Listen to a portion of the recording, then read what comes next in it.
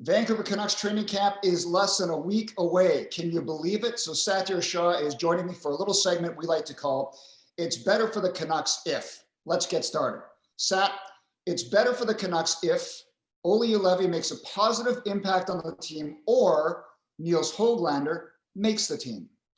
I'll go with Olli Juolevi making a positive impact on the Vancouver Canucks. We know the top four for this team is set up really well. A lot of talent. Nate Schmidt does elevate the top four. The big question is who's going to be on the third pair? If Olli Juolevi can make a positive impact and be a guy who could potentially move up and down your D-core with injuries, that would be such a boon for this Vancouver Canucks team.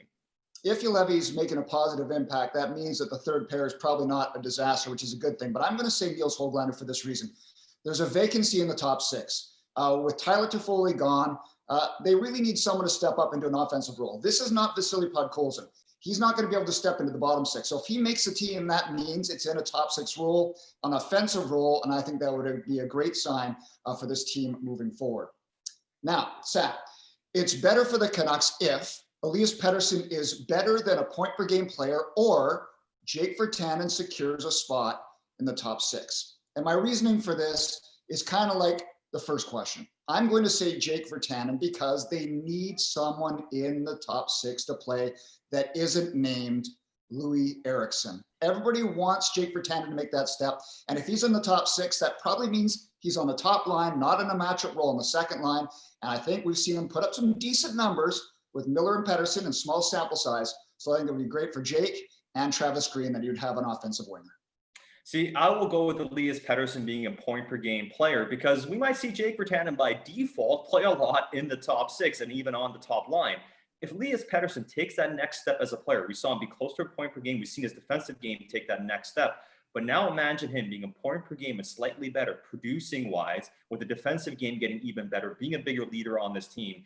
What he can bring, taking his game up one or two more notches, to me would definitely outpace anything Jake would do in the top six.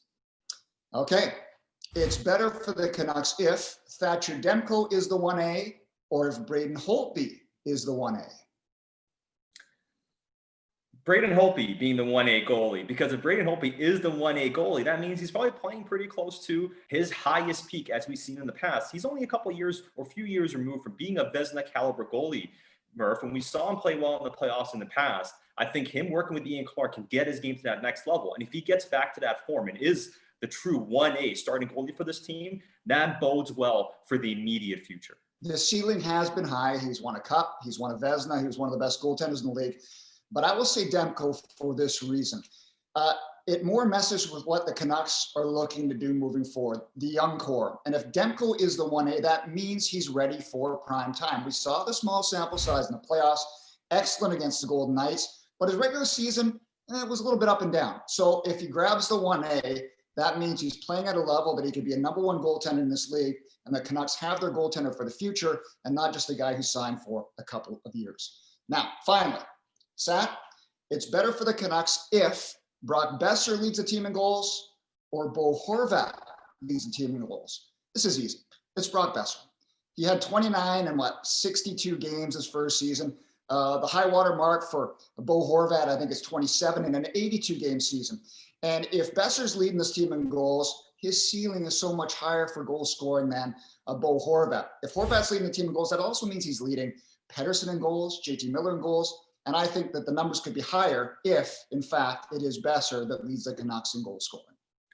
For me, it's Bo Horvat, because who else is going to score goals on that second line when you really look at it? Tanner Pearson had a good year this past season. Can he replicate that? It was a career year for him in so many different ways.